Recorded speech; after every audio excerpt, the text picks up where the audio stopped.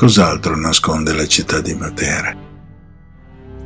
Quando pensiamo a un luogo in cui fantasmi o situazioni legate all'inspiegabile, come ad esempio visitando il castello di Edimburgo o il terrificante Cawdor Castle nella profonda Scozia, siano possibili, allora si va con la mente nelle tetre dimore in rovina, nelle foreste o nelle scogliere sbattute dal vento. Secondo le persone che ho incontrato di Matera,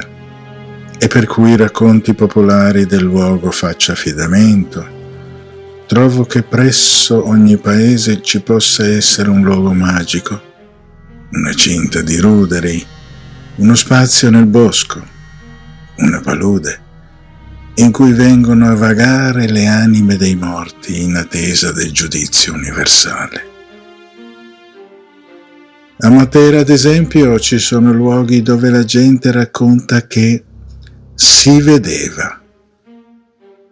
nei rioni dei Sassi di Matera o nella cinta nuova attorno alle chiese come quella del Purgatorio di San Giovanni. È questo il margine fra cui sogno e realtà rimani,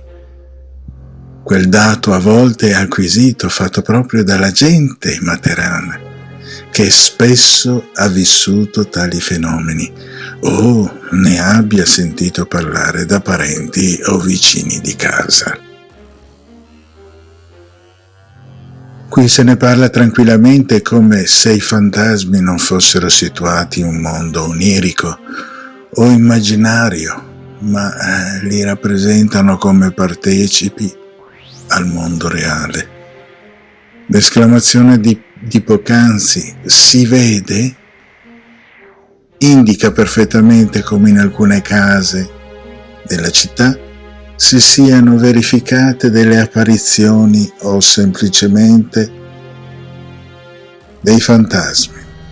considerati come di coloro che vivono in uno stato intermedio fra la vita e la morte. In tali condizioni costoro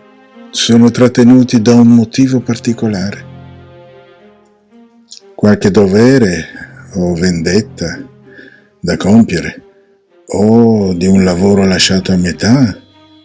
o di un obbligo da estinguere. Spesso tali apparizioni sopraggiungono in un punto e un istante preciso, sconvolgendo così fino a negarle le stesse categorie della percezione che sono lo spazio e il tempo. Il fantasma, l'ombra di un prete, o di una donna, o di un bambino,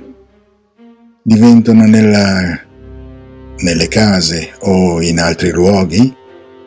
un'aggressione proibita, minacciosa, che spezza la stabilità di un mondo sulle cui basi reggono criteri razionali e scientifici. Ebbene,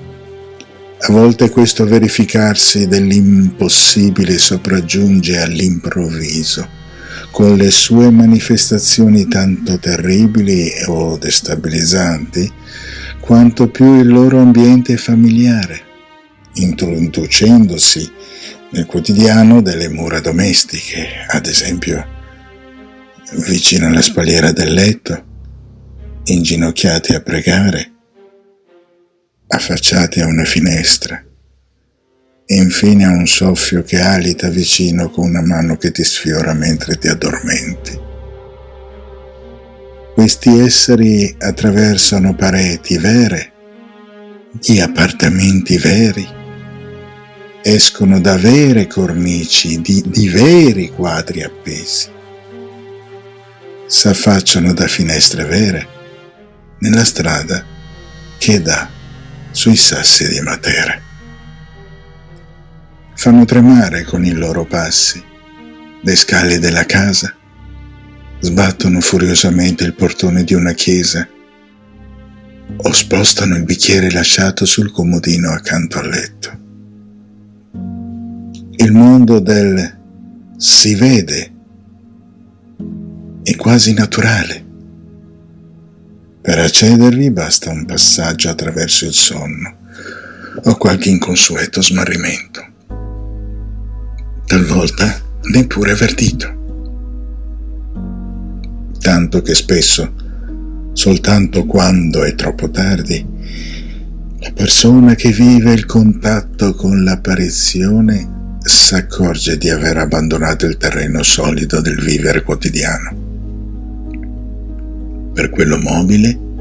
di un'altra realtà inspiegabile. La persona, quando racconta la sua esperienza, arriva alla consapevolezza di essere penetrato nel misterioso altrove e per comprendere dopo un primo spavento, data l'irruzione dell'evento terrificante, usa le categorie della logica, della precisione,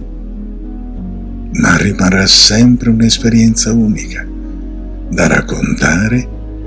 accumulando prove particolari per rendere l'esperienza verosimile, come di costoro che mi hanno arricchito in questi giorni, e per discuterne come di un fatto naturale e pur sempre misterioso.